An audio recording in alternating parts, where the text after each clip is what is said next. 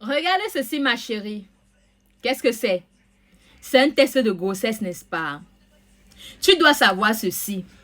Dès le premier jour que tu fais le test, que tu découvres c'est positif, tu vois, il y a 2 barres rouges comme ça sur ça. Tu ne dois plus faire les mêmes sujets de prière qu'avant. Une femme qui est enceinte ne doit pas faire les mêmes sujets de prière qu'une femme qui n'est pas enceinte. Une femme qui est enceinte de son premier bébé, qui est prémipare, ne doit pas faire les mêmes sujets de prière qu'une femme qui n'a jamais accouché. Ne doit pas faire les mêmes sujets de prière qu'une femme qui a déjà accouché 1 enfant, 2 enfants, 3 enfants, 4 enfants. Quand tu as ton premier bébé, tu ne dois pas faire les mêmes sujets de prière qu'une maman qui a déjà plusieurs enfants. Une femme qui est enceinte, qui est au premier trimestre de grossesse, ne doit pas faire les mêmes sujets de prière qu'une femme qui est déjà au 2e trimestre de grossesse. Une femme qui est au 2e trimestre de grossesse ne doit pas faire les mêmes sujets de prière qu'une femme qui est au 3e trimestre de grossesse. Une femme qui est au 3e trimestre de grossesse ne doit pas faire les mêmes sujets de prière qu'une femme qui a déjà accouché. À chaque circonstance, à chaque étape de la vie que tu traverses, tu dois être capable d'adapter tes sujets de prière par rapport à ce que tu vis. Quand tu fais le test de grossesse comme ça, et que tu vois c'est positif, tu es en joie. Tu es en joie pourquoi? Tu es en joie parce que tu t'imagines déjà que dans 9 mois, tu vas porter ton petit bébé qui va faire dans tes bras, n'est-ce pas?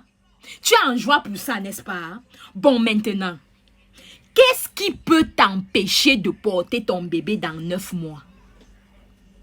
Qu'est-ce qui peut t'empêcher de connaître la joie de la maternité dans 9 mois quand tu es encore au premier trimestre? Il y a les fausses couches. Tu es d'accord avec moi? Tu peux tomber enceinte aujourd'hui, tu es au premier trimestre de grossesse, tu fais la fausse couche. Qu'est-ce qui peut encore t'empêcher? Il y a les grossesses extra-utérines. Tu peux faire une grossesse extra-utérine. Qu'est-ce qui peut t'empêcher encore d'accoucher dans 9 mois? Tu peux faire ce qu'on appelle une grossesse œuf clair. Qu'est-ce qui peut t'empêcher d'accoucher dans 9 mois? Tu peux faire une grossesse nerveuse. Qu'est-ce qui peut t'empêcher d'accoucher dans 9 mois? Tu peux faire une grossesse molaire. Il y a plusieurs choses qui peuvent t'empêcher d'accoucher dans 9 mois. Dans cette vidéo, je vais te montrer comment prier quand tu es au premier trimestre de grossesse. Commençons par les fausses couches. Qu'est-ce qui peut donc faire à ce qu'une femme qui est enceinte fasse une fausse couche?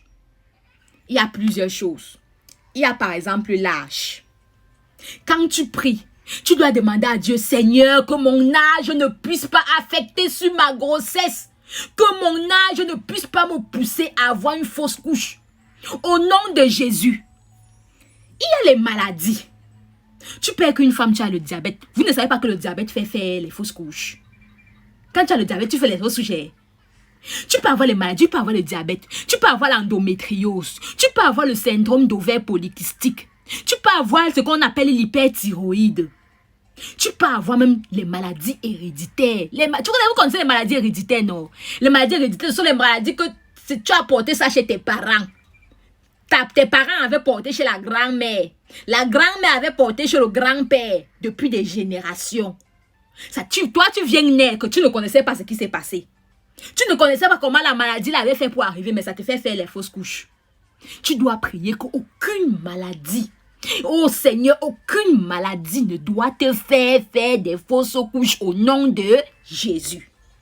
Maintenant, tu peux sortir de la maison, tu es enceinte. Il y a les chutes.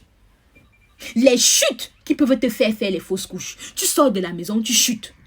J'ai demandé l'autre jour aux mamans sur Facebook, qui ici est déjà tombée étant enceinte? Il y avait les mamans comme ça qui ont dit que je suis tombée enceinte, je suis tombée, j'étais enceinte et j'ai perdu le bébé. Je suis tombée, j'étais enceinte et j'ai perdu le bébé. Ça peut te faire. La chute peut t'empêcher de te réjouir dans 9 mois de ta grossesse. Donc tu dois prier que Seigneur, aucune chute, aucun accident, aucun incident ne doit me pousser à faire une fausse couche. Qu'est-ce qui peut encore te faire une fausse couche? Il y a ce qu'on appelle le stress, les pleurs, la tristesse. Tu es dans une relation toxique Ou alors le père de ton enfant t'a abandonné. Tu es triste, tu pleures tout le temps. Au lieu de pleurer là, pleure un peu. Le reste du temps, utilise ça pour prier. Parce que le stress, les pleurs et la tristesse font à ce que les femmes fassent les fausses couches. Donc tu dois demander que ça ne doit pas influencer sur ton corps. Il y a les malformations congénitales, les malformations des parties là-bas en bas. Tu peux avoir un problème avec ton utérus. Tu peux avoir il y a les femmes qui ont les petits utérus. Ça va te faire les fausses couches. Il y a les femmes qui ont 2 utérus. Il y a les femmes qui ont les fibromes. Tu dois prier que Seigneur, même si j'ai le fibrome, comme j'ai fait le test, c'est positif, que je suis à l'hôpital, on m'a dit que je suis enceinte là, mon enfant va seulement grandir. On appelle ça un enfant qui grandit dans un milieu hostile. Malgré le fibrome, ta grossesse va jusqu'à terme. Ça doit être que ça ton sujet de prière, que tu dis que peu importe la malformation que j'ai là-bas en bas, au nom de Jésus, ça va seulement aller, ma grossesse va seulement aller jusqu'à terme. Qu'est-ce qui peut encore te faire une fausse couche? Il y a la malformation de ton fœtus. Ton fœtus peut être là. Tu sais que quand tu es enceinte là, au début, après ça grossit comme ça, après ça prend la forme de bébé comme ça, ton bébé commence à se former comme ça. Ça peut commencer à faire ça et après ça c'est une malformation. Ton bébé a une malformation et ça te fait faire une fausse couche. Tu dois prier que ça ne doit pas t'arriver au nom de Jésus. Il y a quoi encore? Il y a les grossesses multiples. Les femmes qui sont souvent enceintes de jumeaux là. Tu peux être enceinte de jumeaux. Toi tu es fière. Tu dis, ouais, je suis enceinte de jumeaux. Pourtant, ça va te faire une fausse couche dans quelques jours. Tu dois prier que non Seigneur, ça ne doit pas. Il y a les nombres de kilos. Les femmes qui ont trop de poids là. Vous ne savez pas que l'obésité fait faire les fausses couches. Quand tu es trop apouchou un genre là, ça te fait faire les fausses couches.